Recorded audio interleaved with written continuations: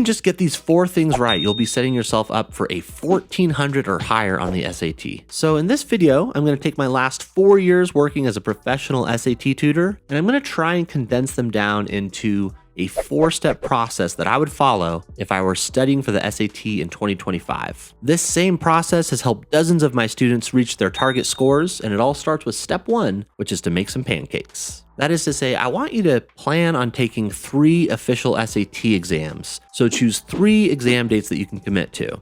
Now, why 3? Well, the first pancake, as you may know if you've ever made pancakes, is just not that great. It's either burned or undercooked or unevenly cooked. It's the first pancake. It's always going to be bad. You just have to accept the fact that the first pancake isn't going to be so great. Similarly, the first official exam you take tends to not go so well. You're concerned about making sure you don't forget anything. You've got just general test day jitters. So it's best to use this first exam as practice and exposure so that you're not dealing with the fear of the unknown. Now, your next 2 official exams, which are inevitably going to look better, can be added to the stack. We can still use that first pancake. We're going to stick it at the bottom of the stack, but then the next 2 you can put on top and you can super score. And in case you're not familiar with super scoring, when you take more than 1 official SAT exam, you get a super score of your highest English score and your highest math score. And it is the rule rather than the exception that schools are going to accept your super score. That is to say,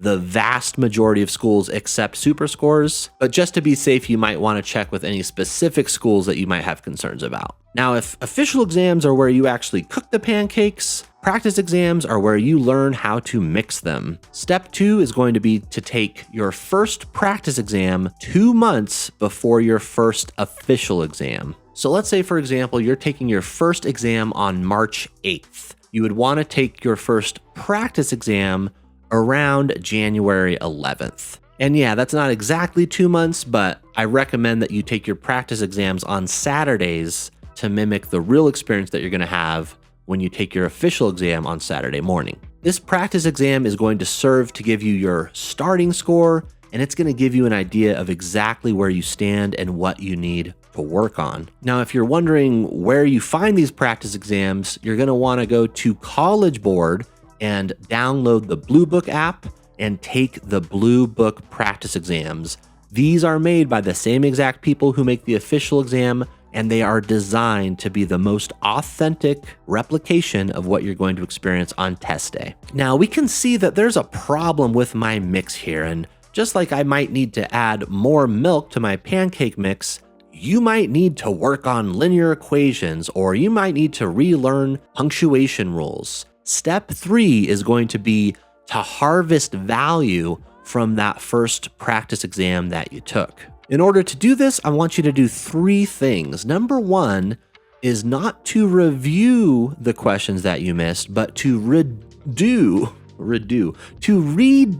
the questions that you missed. And the reason that I'm specifying redo versus review is that when I typically have private students I'm working with who say that they reviewed their exam results or that they're reviewing their homework, they're literally just rereading the questions that they missed and reading College Board's explanation, which oftentimes is a bit convoluted, let's be honest. So instead, what you need to do is you need to go through, find the questions that you missed, and you can check a little box so that you're not going to see the answer explanation.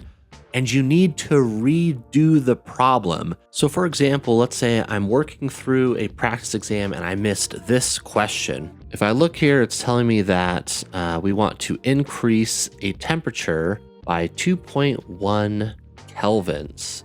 And it's asking how much does the temperature increase in degrees.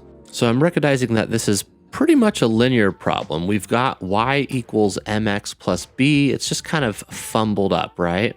If it's asking how much the temperature increased, that's going to have to do with my constant rate of change, which should be my slope.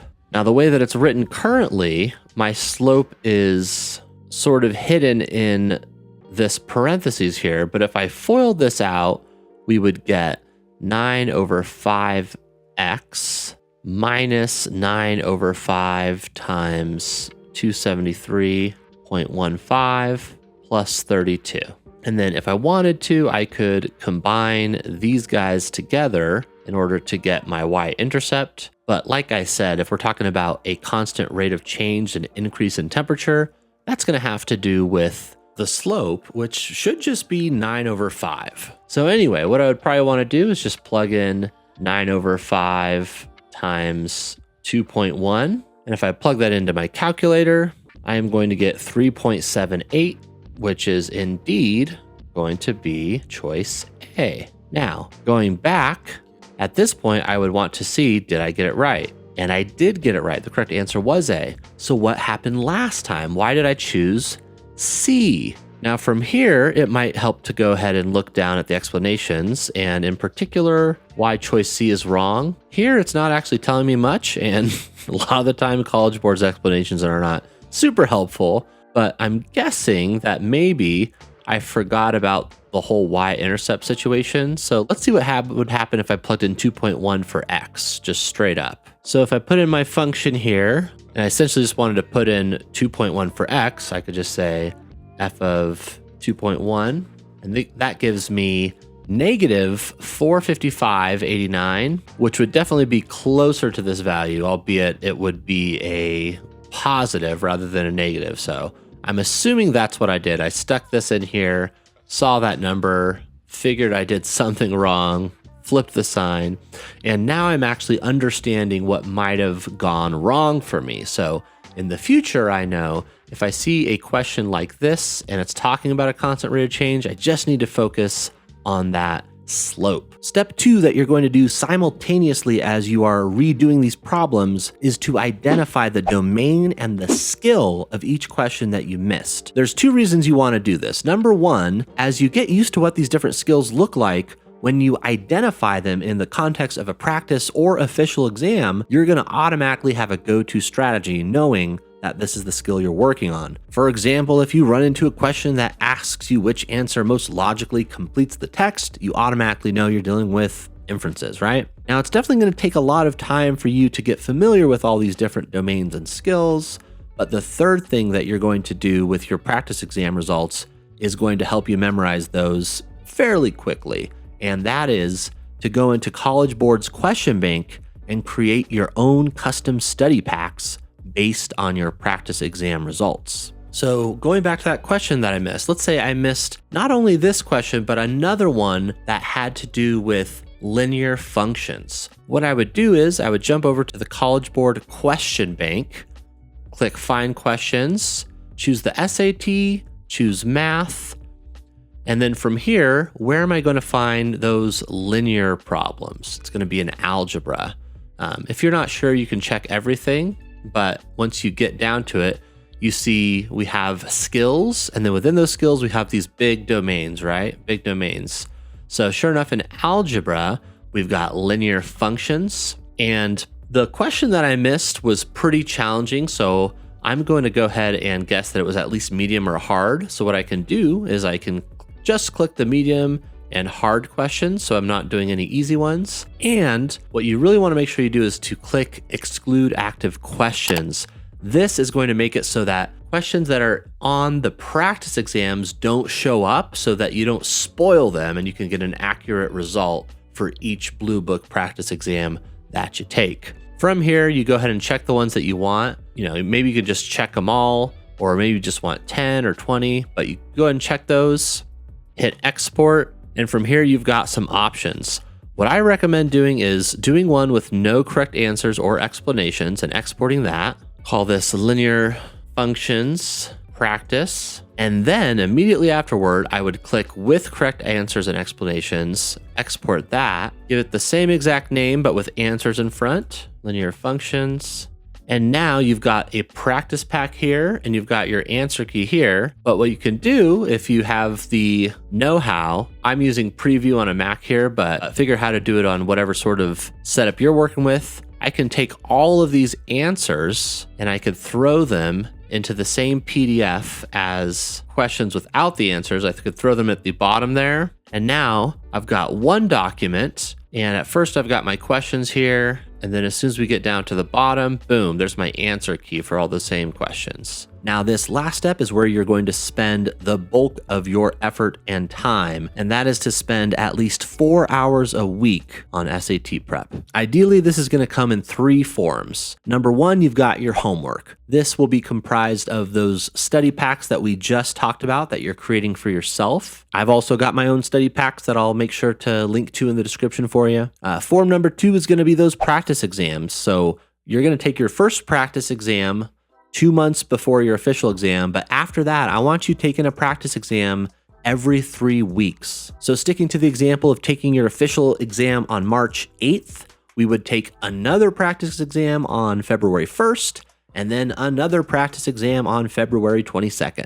And of course, with each of those, you're going to rinse and repeat step 3, where you continue to harvest value from those practice exams. And while we're at it, make sure that you're harvesting value from any questions that you miss on your homework.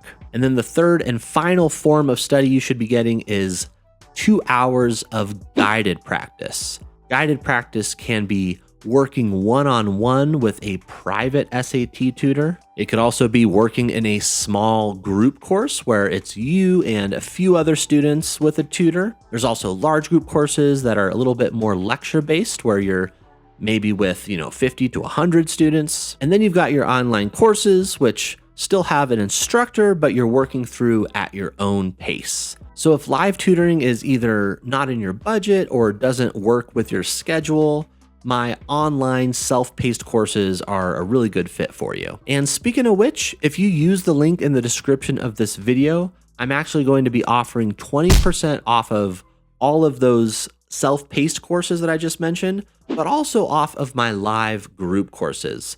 So if you're interested in getting that guided practice from me, go ahead and use the link in the description. And if you're looking for some free guided practice right now, maybe an example of what I have to offer in those courses, YouTube thinks that this video here on the screen is going to be a good fit for you. So go ahead and check that out.